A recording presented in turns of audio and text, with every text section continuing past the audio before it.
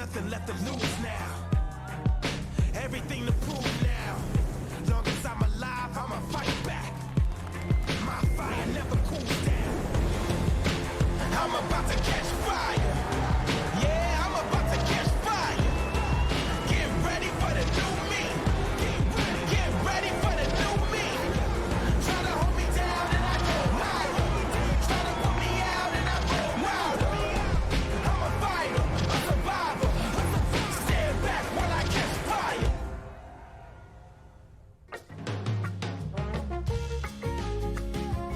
Welcome to the 805 post show here at the Haleiwa Challenger at home in the Hawaiian Islands. Aloha, awina la. Good afternoon to everyone. It's a beautiful Hawaiian afternoon here at Haleiwa Li'i Beach Park. I'm Kaipo. This is the wonderful Rosie Hodge joining me. Thank you for joining me for the post show, Rosie. I'm stoked to be sandwiched in between you two legends. I mean, some of my favorite surfers right here. Got to watch some good action, so I want to spend the 805 post show with you guys. And of course, Ross Williams. Thanks again for hanging in all day, Ross, and I enjoyed all of your analysis. I'm going to start with you, Ross. Okay. What's your take on today? Because there's we started off pretty cool, pretty nice Haleiwa, but then things got challenging. Yeah, this swell was declining all day, but it was high performance, and that's the give and take we have. Shorter boards, a little more fins out the back, a couple of cool aerials. So it was action-packed, a lot of drama, too. Some people getting kicked out for the rest of the year. You know, there's a little bit of tears. Everything was involved there. Yeah, Rosie, there was some drama, some dramatic heats in the water today. Yeah, it was hectic. I mean, just watching this round, we knew this one was going to have implications, and some people came to play, and others didn't get the opportunities that they would have wanted.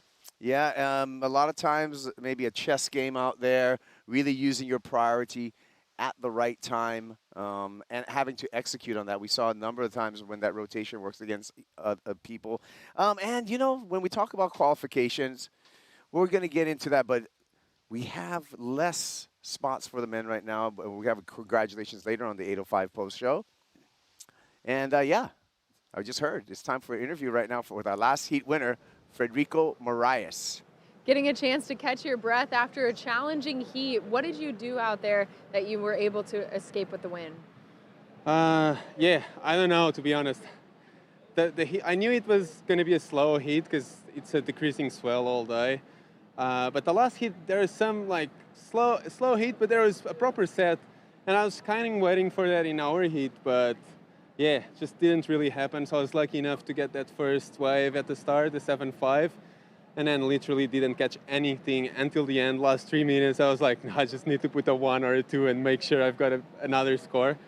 And it was about it. It was really hard because we saw pumping Haleiwa yesterday. So I kind of just wanted to make this round, and hopefully we'll get some more swell the next few days. When the swell decreases like that and you go into it knowing you want to wait for a big set wave, but as the time is winding down, you're wondering, is that wave going to come? How do you switch your mindset? When do you make that decision to just go for a wave that you know you can put something together on? It's really hard because, like you're saying, you never know if there's going to be something better behind. When you see a set, you know what is a set, but if it's those in-between waves, you never know when to pull the trigger. So I guess you just got to commit and trust your decision, and it is what it is. Sometimes goes right, sometimes goes wrong, and just got to live with it. Well, you lived with it to live another day. You're on to the next round. Is there anything you want to say to your friends and family back home? Yeah, I'll say in Portuguese. Muito obrigado a todos. Próxima ronda e vamos com tudo. Obrigado. Parabéns. Thank you. Obrigado. Yeah, Kikas. Frederico Moraes. I mean, Ross. No mystery and not a surprise for Frederico to come out of his heat here. He's had numerous finals here at Haleiwa. Yeah, I mean, Brett in those right point breaks, Kocius and Ribeira in Portugal. He's a weapon on his forehand. He's got that smooth carve, and again, that really suits Haleiwa. Yeah, well, let's take a look, Rosie, at a highlight heat for today. Heat number 2 of the round of 64. We hit it off with some big implications for this guy, Ezekiel Lau and Joao Chianca, number 8 and 9 on the leaderboard, respectively. They needed to come out of this heat, bro. Yeah, and this heat was had no shortage of drama in it. I mean, Ezekiel Lau really dropped anchor in this heat and didn't catch a wave until, past the halfway mark. So Zeke had to make all of his waves count, and he did so well, just keeping that cool composure and throwing down hammers when the opportunity presented himself. But cool to see both Joao and Ezekiel Lau escaping through this heat and into the round of 32. Yeah, Ross, I think you were impressed by the speed of Shombinho, Joao Chianca.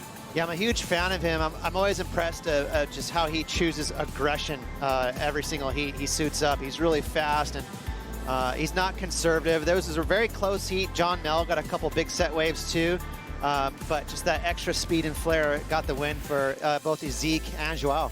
Let's take a look at the numbers, 11.73 and 11.53, enough for Lau and Chianca to move on into the round of 32. Maybe tomorrow, let's take a look at that round of 32 heat for Joao Chianca. And I'm going to start with you, Ross. Your take on this heat with a challenge of Lucas Silveira, Justin Bechet, and Leonardo Fioravanti. Scrappy heat right there. That's going to be a really exciting heat. Leonardo's, I think he's feeling pretty cruisy right now, knowing that he's already qualified. So he's going to be the danger man in that heat. But I'm going to stick with Joao. I think he's just so exciting. Yeah, and you know, this is the clutch time, Ro, for Shombinho, Joao Chianca to really dig deep. He had a chance at qualification back in Brazil. He could have done that at stop number 6. Came up a little bit short, one heat short, but he can seal the deal here in Haleiwa. Yeah, I mean, I think watching today, Joao can kind of breathe a bit of a sigh of relief. I mean, we saw a lot of the guys just behind him falling out of contention with Dylan Moffat out, Lucas Messina. So there's been a little bit of action in the leaderboard, and I think Joao making into that round of 32, that's inching him closer to that requalification. Yeah, another guy looking for requalification is Michael Rodriguez. Let's take a look here, Ross. Heat number 6, round of 64. Emrod had to do some work. Yeah, he kind of reminds me of Joao Chianca. He's got that speed and flair, really quick, throws a lot of spray, loves to chuck his fins around. And we talked about, too, how he was pretty smart. He went for a couple of big spray turns, too, and threw buckets everywhere. The judges couldn't help but to throw him nice scores there, Rosie. Yeah, he throws a lot of spray and does his turns with a lot of speed down the line. Yeah, so still number 12 on the live ranking. So Emrod, Michael Rodriguez, still has some work to do, but he dodged a bullet today because this was a hotly contested heat, especially with the antics here. This was buzzer beater, Jordy Lawler, Ross, 8.7 for this effort. Yeah, we were kind of, fixated on the other 3 guys in this heat, and then just lo and behold, Jordan comes in and swings for the fences. Really nice wave there, right at the end of the heat, and it was the best score of the heat too, I believe.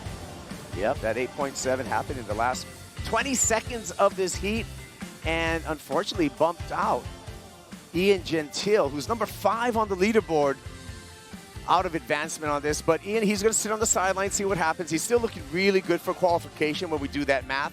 But let's follow the path of Michael Rodriguez to his qualification. He's got to make it through this heat. Round the 32, Rosie, Sam Pupo, Michael Rodriguez, Gatien Delahaye, and Mikey McDonough.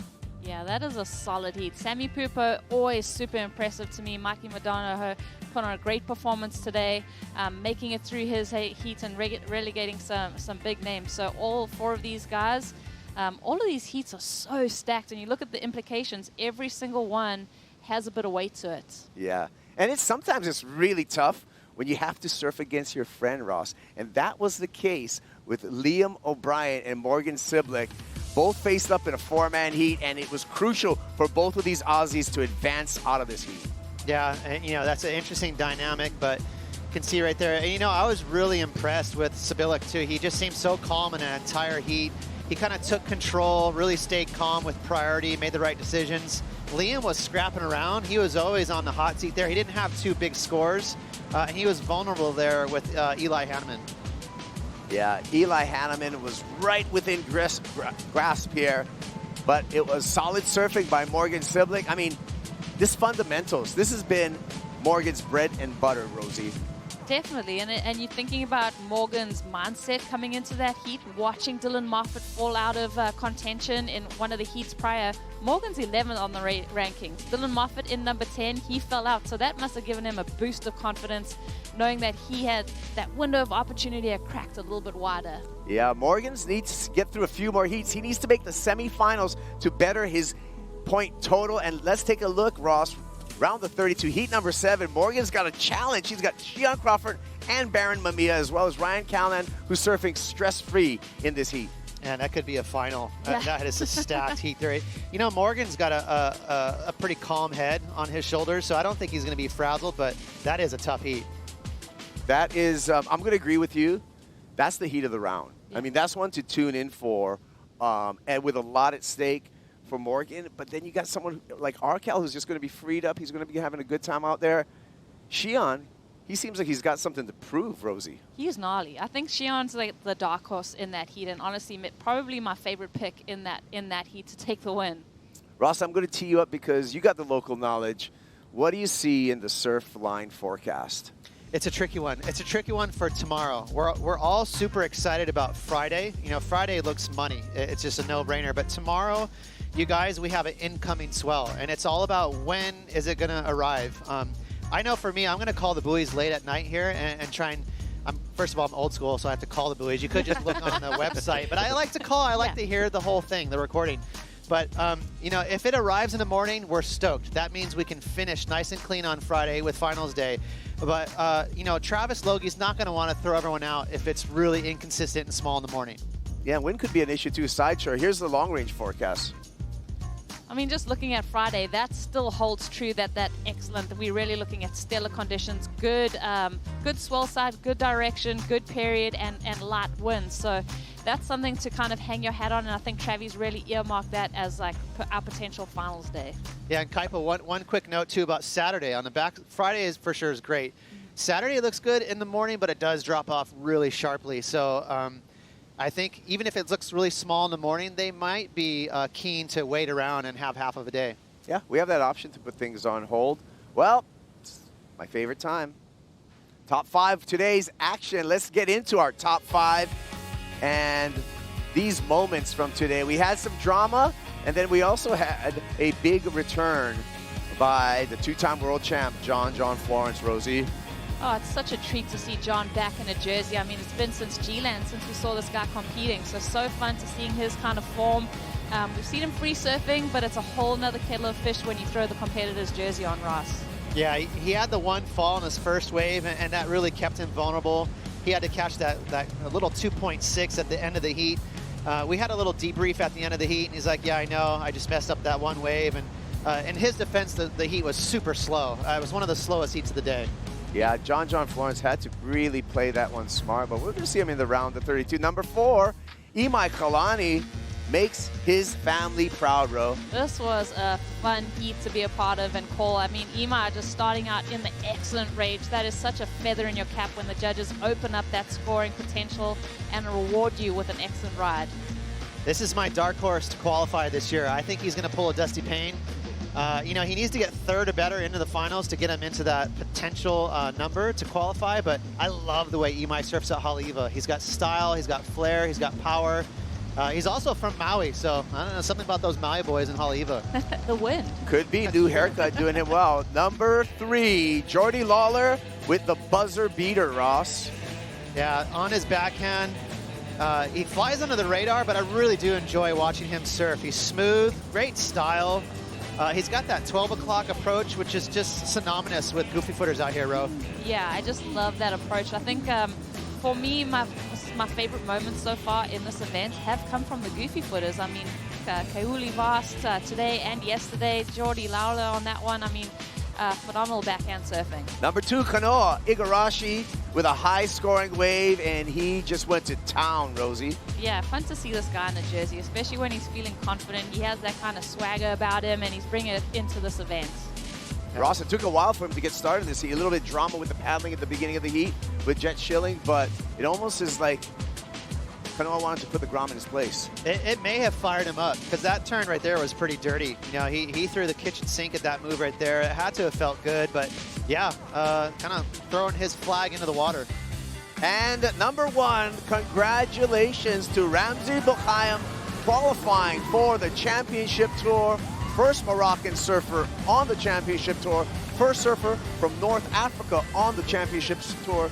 Setting history today, Rosie. Yeah, I mean, almost had to get the tissues out. Just listening to Ramzi, just chatting with AJ on the glass, talking about, you know, his road to make it to qualification and being the first Moroccan and how much pride he carries and his story of wanting to give hope to everyone in Morocco. So well deserved, well done, Ramzi. Well done. Congratulations, Ramzi. Hey, thank you, Rosie. Thank you, Cops. Thanks, Ross. Thank you, Ross. You guys want to do it Thanks, again guys. tomorrow? Yeah. I don't think there's. Why not? Let's get here. Okay. 6:45. What do you Check it at worldsurfleague.com to see if we get going tomorrow. Meanwhile, enjoy today's end of the day highlights. Aloha. Aloha kakahiaka kako. Good morning. Welcome back to the Haleiwa Challenger at home in the Hawaiian Islands. We are on some crazy heats today, qualification on the line. It's super fun. One of my personal favorites, Ethan Ewing, is in the water. Oh my, oh my, oh my, oh my, oh my, oh my, oh my. Like oh my, oh my, oh my, oh my, oh my, oh my, oh my. Like oh my, oh my, oh my, oh my, oh my, oh my, oh my. Ezekiel Lau Yeah, I know. in a must-win situation. Hey, you're just a wave. Hey, and look who's the ocean.